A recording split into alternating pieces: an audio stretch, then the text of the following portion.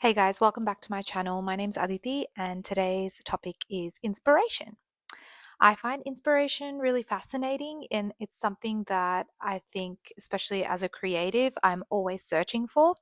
I often put a lot of pressure on myself to do these really big, time consuming, or expensive things to get inspired, like spend a day at a gallery, or go on a big trip, or do an art retreat.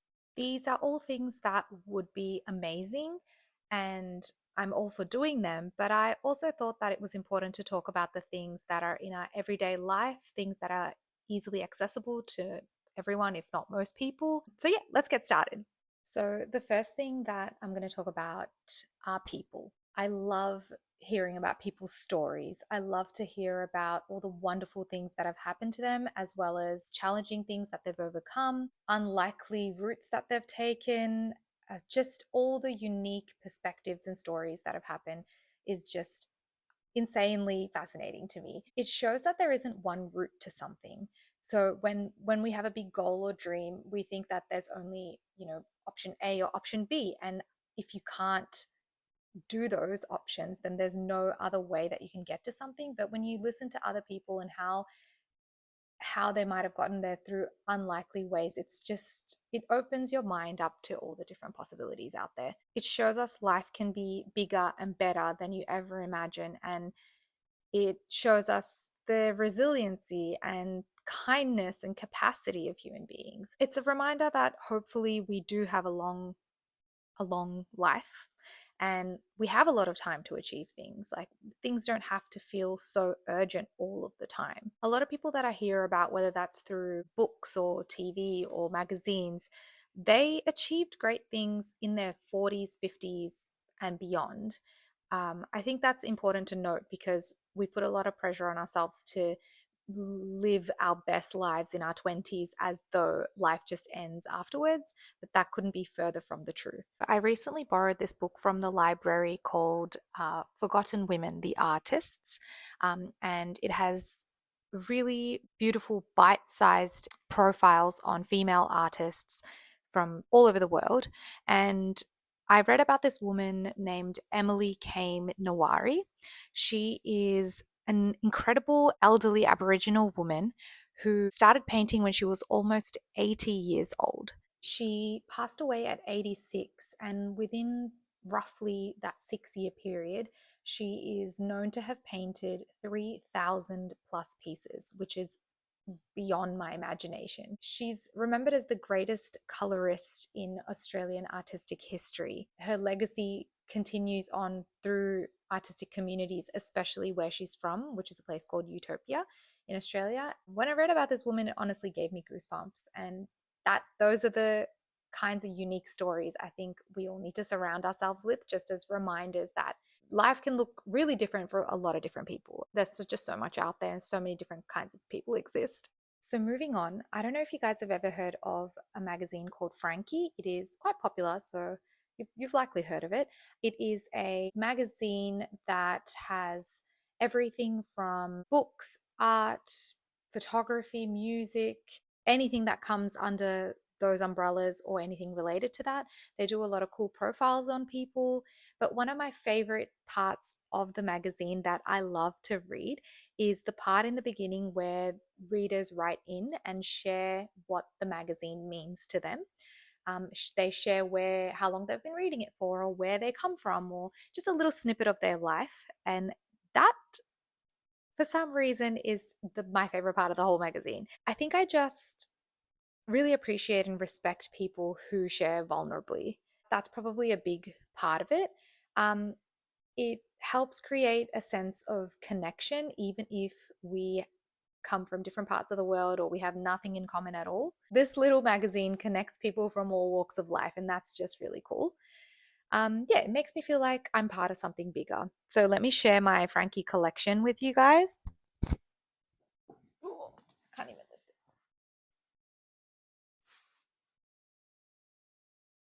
Pretty good. Like, I don't buy every single issue. Sometimes I borrow it from the library. Support your local libraries. But but I do have a lot, and they're so beautiful to look at as well. If you're into collaging, there's a lot of beautiful pages in there that you could use any of them. They're all amazing. I also love the homebodies section. It's when they do profiles of people in their homes, and you get to have a sneak peek inside different spaces in their homes, like different rooms, the different artworks they've put up, or furniture that's really special to them. I love hearing the backstories of certain items, the history, the significance that it might have, or maybe it was passed down from a family member, or maybe they found it at an op shop. Um, just really cool and quirky things. For me personally, it's a reminder that you can express yourself in a lot of different ways and you don't need permission from anyone to do so. So, those are my favorite parts from Frankie. I highly recommend you give it a read if you've never heard of it before. Another quick little insert that I will add is I love Humans of New York. Brandon Stanton, everything he's created. I went to his a live talk that he did in Melbourne many years ago. I am a huge fan. I own one or two of his books. I think I got it for previous birthdays, and obviously follow the Instagram page. I am in awe of all the different walks of life people come from and all the crazy things they've gone through, the lessons they've learned throughout it. And I love hearing about the stories people have to share, even if it is the most mundane thing. I love it. I thought I'd move to my front porch because it's getting quite dark in my house. But another thing I wanted to talk about was YouTube. I have loved YouTube for so long. I think I've been regularly watching videos for over 15 years now. And some of the people that I've watched on there, I've watched for over a decade, and I truly think they've shaped parts of who I am. I admire the knowledge and skills so many of these people have. I love their fearlessness to be themselves on camera and share things that they create or experiences that they have. So, some of these YouTubers who I absolutely love are Nina Montagnier, Lauren Natasha, Furry Little Peach, Rajiv Surendra, Tatiana Cordona, I don't want to butcher her name, and It's Judy's Life. Rajiv Surendra is one of the most inspiring YouTubers that I've ever watched. He has a way of storytelling that is unlike anything else I've ever experienced. It sucks you in and it stays with you. It's just never what you think it's going to be with his videos. He might have a title that, a pretty generic title, but then when you click into it, it's like it's that topic plus so much more. You leave feeling, I'm always teary or I have goosebumps, or and I'm always trying to get my husband or other people that I know to watch his videos because they're so, yeah, just go watch them for yourself. I also love the videos where he goes to the Met. Like he takes us around and shows us his favorite pieces and shares his incredibly knowledgeable art background with us. And that literally makes me feel like I've gone on a holiday. It makes me feel like I was there with him. He's just that good.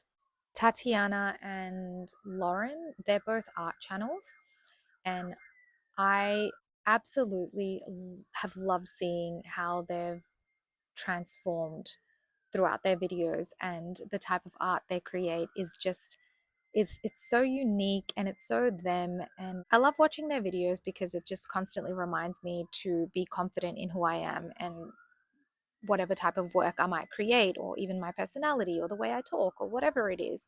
Those are the things that make me different. And those are the reasons why I keep going back to their specific videos, because I love who they are and what they share. Um, so, yeah, check them out if you haven't already.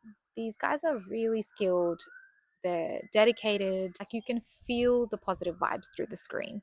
When it comes to inspiration, I think childhood favorites and nostalgia has to be mentioned. It just has something to do with reconnecting us to who we were when we were younger. It just feels so joyful and comforting, and it creates this safe space to just get excited and start dreaming again. So, I thought I'd mention some of my favorite movies, TV shows, and books as a child. So, my absolute favorite movies was Home Alone. The soundtrack still gives me goosebumps.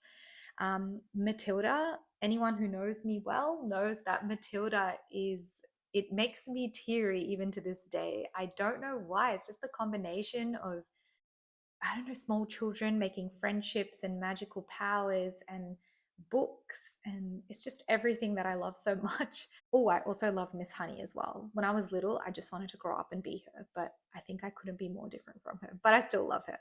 Um, Alice in Wonderland, specifically the 1999 version, I think I watched that on cassette like a gajillion times. I have like the cast and all the scenes almost memorized, and I've watched the other versions as well, which are just as amazing, but the 1999 one was the OG one for me. Special place in my heart for sure. In terms of TV shows, I have to say Art Attack. If you're a 90s baby, you've, especially in Australia, actually I don't know what other countries Art Attack was streamed in, but um, yeah, if you're a 90s baby, you know what I'm talking about. I love that guy, the host, Neil. I don't want to say his last name wrong. He's a classic. I loved all the projects. I gave so many of them a go when I was younger. The soundtrack gets me excited. Yeah, that is the definition of nostalgia to me. And in terms of books, anything that Shirley Barber has created is pure magic. I had this book called The Tooth Fairy by her, and the colors, the blue, pink, purple, it still makes me feel instantly inspired. I recently found one of her books at an op shop, and I took it apart and framed some of the pages for my daughter's room. And yeah, it still holds a really special place in my heart. I'd love to know what your nostalgic childhood favorites were down below in the comments as well, if you're open to sharing. Lastly, I'm going to mention movement, moving your body, exercising. It just gives you a sense of, well, it gives me a sense of positivity. I feel more centered and grounded, and I just feel overall more capable. I used to do a fair bit of yoga, but lately I've shifted more to doing more Pilates, and I've just started running as well. The couch to 5K specifically. I'm definitely not a runner, and I constantly avoided the beep test when I was younger. But as an adult, I'm willing to give it a go, and it's something that really excites me. I just wanted to try running so that it would give me a new challenge, help me join a new community. I love when I do my runs outside and you run past another person running. They always smile, they always wave. There's just those little perks that come with trying new things. So that's kind of cool. Maybe one day I'll do a marathon. Who knows? But I think moving our body cultivates a really wonderful space to have ideas. Like it's often when you're doing something that's not even related to your creative project, for example, that the best ideas come about when you've put the least amount of pressure on yourself and you're just allowing yourself to relax and move. Julia Cameron, who's the author of The Artist's Way, describes this as moving out of our heads and into our bodies, focusing on exploration and connecting to a sense of universal creativity. Through moving our bodies, she says, inspiration bubbles up.